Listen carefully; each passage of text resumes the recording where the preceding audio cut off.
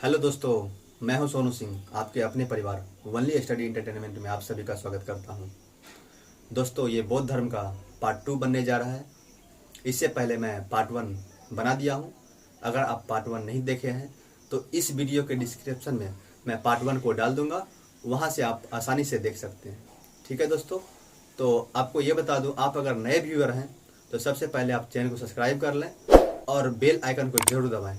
और bell icon दबाने के बाद ऑल में रखिएगा, ताकि मैं जब भी वीडियो डालूं आप तक सबसे पहले आसानी से पहुंच जाए। ठीक है दोस्तों, तो चलिए चलते हैं अब आपके क्वेश्चन। जो क्वेश्चन हम लोग का बनता है, ये महत्वपूर्ण घटनाएं हैं। ठीक है दोस्तों, बौद्ध धर्म में जो है महत्वपूर्ण घटनाएं होता है और उसका प्रतीक चिन्ह होता है। तो उस प्रतीक चिन्ह को हम कैसे जानेंगे? ठीक है, जो कि ग्रुप डी और पिछले बीपीएससी में भी पूछा गया था। बीपीएससी में पूछा गया था कि गृह त्याग की घटना को क्या बोलेंगे। ठीक है, तो अभी सबका चर्चा करेंगे इस वीडियो में। देखते हैं तो गर्भ का प्रतीक चिन्ह क्या है? तो गर्भ का प्रतीक चिन्ह आपका हाथी है। ठीक है दोस्तों, बौद्ध धर्म में गर्भ का प्रतीक चिन्ह है हाथी। और उसके बाद जन्म का प्रतीक चिन्ह क्या है? जन्म का प्रतीक चिन्ह है कमल। ठीक है दोस्तों, जन्म का प्रतीक चिन्ह क्या है? कमल। और उसके बाद यौवन आता है। यौवन का प्रतीक चिन्ह क्या है? तो यौवन का प्रतीक चिन्ह आपका है सांड। यौवन का प्रतीक चिन्ह सांड है, जिसको हम लोग बैल बोल सकते हैं। ठीक है दोस्तों, बैल। उसके बाद क्या आता है? गृह त्याग। ठीक है, गृह त्याग का प्रतीक चिन्ह घोड़ा है। ठीक है दोस्तों, गृह त्याग का प्रतीक चिन्ह क्या है? घोड़ा। घोड़ा इसलिए है, जब गौतम बुद्ध जा रहे थे, घर से बाहर पहली बार निकले थे, तो वह घोड़ा के माध्यम से वह जंगल पहुंचे थे, इसलिए उनका प्रतीक चिन्ह बैल हुआ। ठीक है दोस्तों, उसके बाद चलिए चलते हैं ज्ञान की प्राप्ति। इसका प्रतीक चिन्ह है पीपल वृक्ष, पीपल का वृक्ष। ठीक है दोस्तों, यानी इसको हम बोधि वृक्ष भी बोलते हैं। ऐसे आ जाएगा, बोधि वृक्ष भी आ जाएगा, तो आप बोधि वृक्ष में टिक मार सकते हैं आसानी से। ठीक है दोस्तों, उसके बाद क्या है? प्रथम उपदेश का प्रतीक चिन्ह क्या है? प्रथम उपदेश था उनका धर्म चक्र परिवर्तन। क्या था दोस्तों? धर्म चक्र परिवर्तन।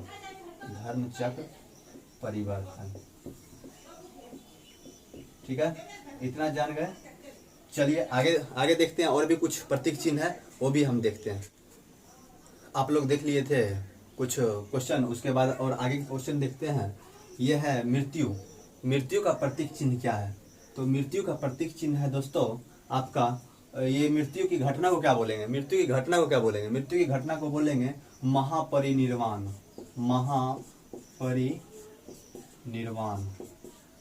इसको बोलेंगे, इस घटना को बोलेंगे महापरिनिर्वाण। जब गौतम बुद्ध मर गए तो उस घटना को क्या बोलेंगे? महापरिनिर्वाण बोलेंगे। ठीक है दोस्तों, और उसके बाद देखेंगे प्रिय शिष्य। गौतम बुद्ध का प्रिय शिष्य कौन था? तो गौतम बुद्ध का प्रिय शिष्य था आनंद और उपाली। इनके प्रिय शिष्य थे गौतम बुद्ध जी के। ठीक है, और उसके बाद देखेंगे गृह त्याग की घटना को क्या कहेंगे? जब गौतम बुद्ध जी गृह त्याग किए थे, तो उस घटना को बोलते हैं महाभिनिष्क्रमण। क्या बोलते हैं दोस्तों? महाभिनिष्क्रमण बोलते हैं उस घटना को, महाभिनिष्क्रमण। ठीक है, इस घटना को महाभिनिष्क्रमण बोलेंगे। ठीक है, और उसके बाद क्या बोलेंगे? ये मृत्यु का एक प्रतीक चिन्ह था सांची। ठीक है दोस्तों, मृत्यु का प्रतीक चिन्ह क्या था? एक सांची। इनका प्रतीक चिन्ह था, सांची है। ठीक है, इनका प्रतीक चिन्ह सांची। ये मृत्यु को बोले, ये जो मृत्यु था, आप इस दोनों में कंफ्यूज हो जाइएगा। ठीक है, ऑप्शन के अनुसार से बोलिएगा। आपका क्वेश्चन ऐसे आएगा कि मृत्यु की घटना को क्या बोलते हैं? तो मृत्यु की घटना को बोलते हैं महापरिनिर्वाण, और मृत्यु का प्रतीक चिन्ह पूछ देगा तो मृत्यु का प्रतीक चिन्ह सांची है। ठीक है, यहाँ से क्लियर हो गए। उसके बाद है बौद्धों का प्रमुख ग्रंथ था दोस्तों त्रिपिटक। इसका बौद्धों का प्रमुख ग्रंथ था त्रिपिटक। ठीक है, इतना तक आप समझ गए होंगे। चलिए ठीक है, आगे देखते हैं। फिर यहाँ तक देख लीजिए दोस्तों। अब देखेंगे कि बौद्ध धर्म के जो है प्रमुख सभा संगतियां हुए थे। ठीक है, तो चार संगतियां हुए थे, 4 सभा हुए थे प्रमुख। ठीक है, तो पहले देखेंगे, पहला सभा हुआ था, फर्स्ट हुआ था। ठीक है, फर्स्ट हुआ था आपका 483 ईस्वी पूर्व, 483 ईस्वी पूर्व में हुआ था। ठीक है दोस्तों, 483 ईस्वी पूर्व में हुआ था प्रथम सभा। ठीक है, और यह कहाँ पे हुआ था? और यह हुआ था आपका राजगिरी में। कहाँ हुआ था दोस्तों? राजगिरी में। ठीक है, राजगिरी में हुआ था, राजगिरी में हुआ था। और उसके बाद अब राजगिरी में हुआ था, तो राजगिरी में वहां का शासक कौन था ये जानेंगे कि वहां का शासक कौन था। तो वहां का शासक था अजातशत्रु। ठीक है दोस्तों, ये फर्स्ट जो सभा हुआ था इसका शासक था अजातशत्रु। ठीक है, अजातशत्रु था, यहाँ का शासक था अजातशत्रु, और वह जो है हर्यक वंश से था। ठीक है दोस्तों, और वह कहाँ से था? हर्यक वंश से था। वो किस वंश से था? हर्यक वंश से था। ठीक है, हर्यक वंश से था। जब यह फर्स्ट बौद्ध संगति हुआ, ठीक है, और उसके बाद उसका अध्यक्ष कौन किया था? उसका अध्यक्षता कौन किया था? उसका अध्यक्षता किया था महाकश्यप। ठीक है दोस्तों, उसका अध्यक्षता किया था महाकश्यप। अध्यक्षता इसका किया था महाकश्यप। महाकश्यप की अध्यक्षता में, महाकश्यप की अध्यक्षता में जो है प्रथम बौद्ध संगति हुआ था। इसका अध्यक्षता किया था महाकश्यप। ठीक है, आप ये देख लिए। अब इसके बाद देखते हैं द्वितीय बौद्ध संगति। ठीक है दोस्तों, तो द्वितीय बौद्ध संगति देखेंगे।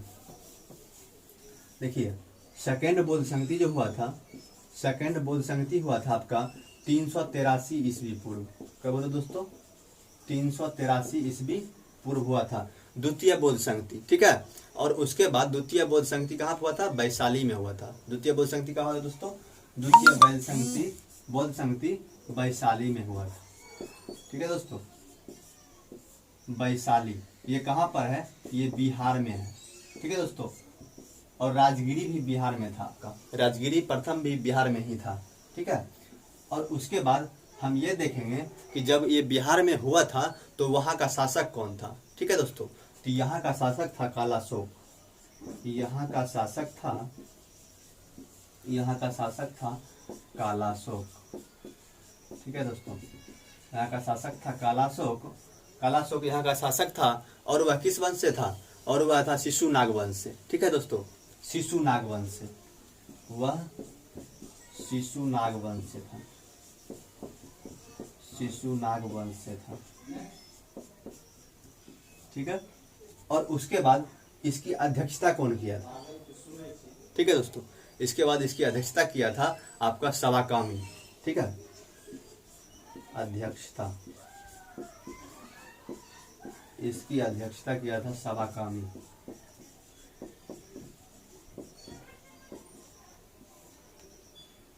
इसकी अध्यक्षता कौन किया था? सवाकामी। और उसके बाद आप देखते हैं तृतीय बौद्ध संगति। ठीक है,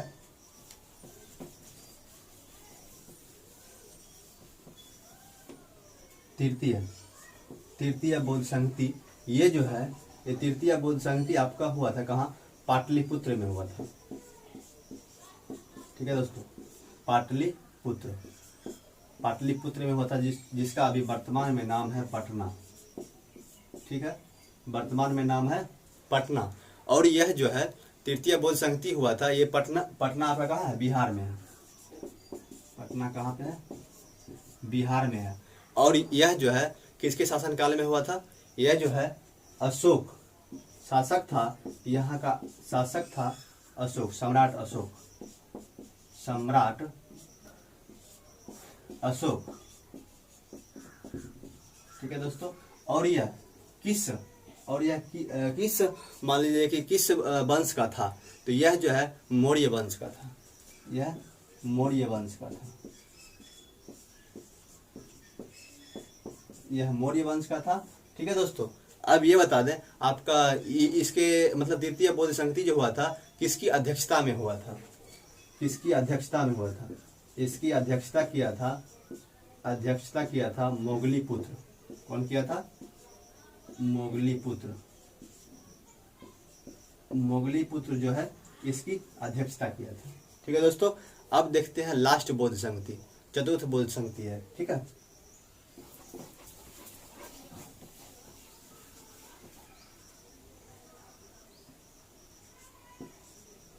जो कि लास्ट बौद्ध संगति है। ठीक है, चतुर्थ बौद्ध संगति।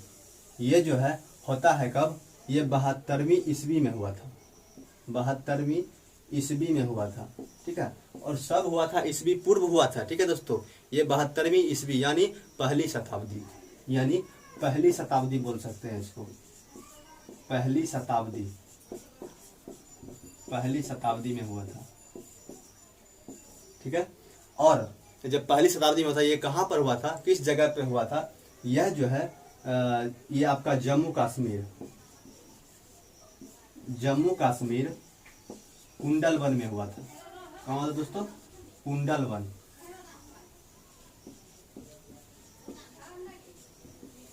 ये कुंडल वन में हुआ था, ठीक है।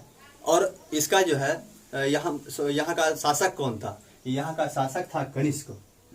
यहाँ की शासक का बात करें तो यहाँ का शासक था कनिष्क,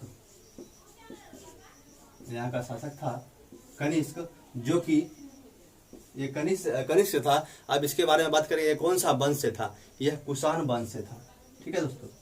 यह किस वंश से था? यह कुषाण वंश से था। और उसके बाद हम ये बात करेंगे कि इसकी अध्यक्षता कौन किया था?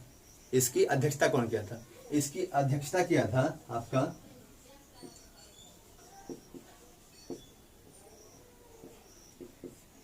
इसकी अध्यक्षता किया था अश्वघोष।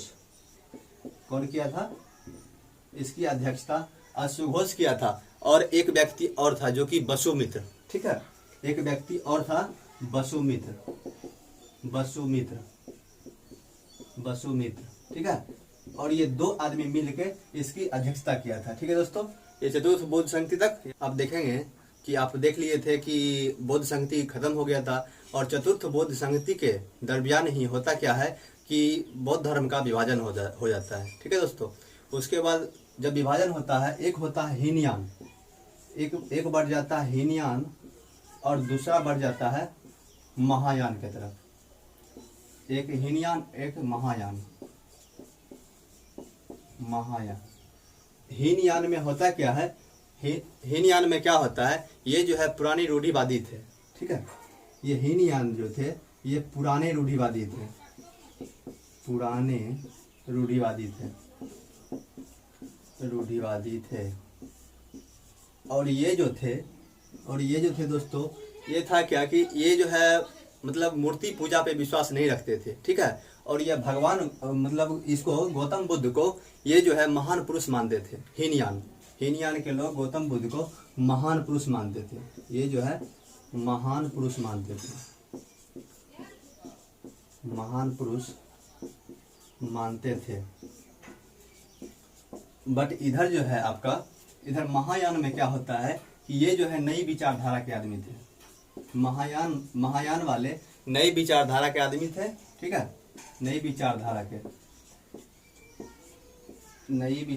के लोग थे इसमें। और इसके बाद क्या था, यह जो है मूर्ति पूजा पे विश्वास रखते थे, ठीक है दोस्तों।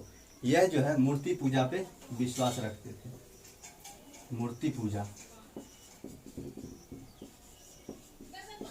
यह मूर्ति पूजा पर विश्वास रखते थे। और इसके बाद क्या है कि इसके बाद यह है कि गौतम बुद्ध जो है गौतम बुद्ध का जो है इसका ग्रंथ जो है हीनयान के तरफ इसका ग्रंथ मिलता है पाली भाषा में, ठीक है। इनका ग्रंथ मिलता है हीनयान के इधर पाली भाषा में इसका ग्रंथ मिलता है। और अगर इसकी बात करें, महायान की बात करें, तो इसका ग्रंथ मिलता है पाली भाषा में भी मिलता है, और पाली भाषा में भी मिलता है, और मिलता है आपका संस्कृत भाषा में, ठीक है। पाली और संस्कृत भाषा दोनों में मिलता है महायान का, ठीक है। और यह जो है नए विचारधारा का आदमी, ये जो है गौतम बुद्ध को भगवान स्वरूप मानते थे, भगवान मानते थे। और भगवान मान क्या करते थे, ये नई विचारधारा के आदमी ये गौतम बुद्ध को मूर्ति के रूप में पूजा करते थे उनका, ठीक है। चलिए और कुछ क्वेश्चन है उस पर फिर चर्चा करते हैं। चलिए अब देखते हैं दोस्तों, ये जो है बैसाख पूर्णिमा के ही दिन क्या होता है, गौतम बुद्ध का जन्म भी होता है, और उनको ज्ञान की प्राप्ति भी होता है और उनकी मृत्यु भी वैशाख पूर्णिमा के ही दिन हो जाता है। इनका जन्म भी होता है वैशाख पूर्णिमा के दिन और इनकी मृत्यु भी हो जाती है वैशाख पूर्णिमा के दिन। और इनको ज्ञान की प्राप्ति भी होता है वैशाख पूर्णिमा के दिन। ठीक है दोस्तों, और इसलिए वैशाख पूर्णिमा को बौद्ध पूर्णिमा के नाम से जाना जाता है। वैशाख पूर्णिमा को बौद्ध पूर्णिमा के नाम से जाना जाता है, बौद्ध पूर्णिमा के नाम से। ठीक है दोस्तों, उसके बाद देखते हैं जातक कथा। ये जातक कथा जो होता क्या है कि ये जो है बौद्ध धर्म से ही संबंधित है। ठीक है, जातक कथा ये बौद्ध धर्म से संबंधित ग्रंथ है। ठीक है, बौद्ध धर्म से संबंधित है, बौद्ध धर्म से ही संबंधित है जातक कथा। ठीक है, उसके बाद हम देखेंगे कि क्या होता है कि बोधि वृक्ष को नष्ट कर दिया गया है। बोधि वृक्ष को नष्ट कर दिया गया है जहाँ पे गौतम बुद्ध को ज्ञान की प्राप्ति हुआ था, और वह बोधि वृक्ष नष्ट करने वाला व्यक्ति था गौंड शासक शशांक। ठीक है, और यह जो था, यह व्यक्ति बंगाल का रहने वाला था, बंगाल का था। ठीक है, गौंड शासक शशांक।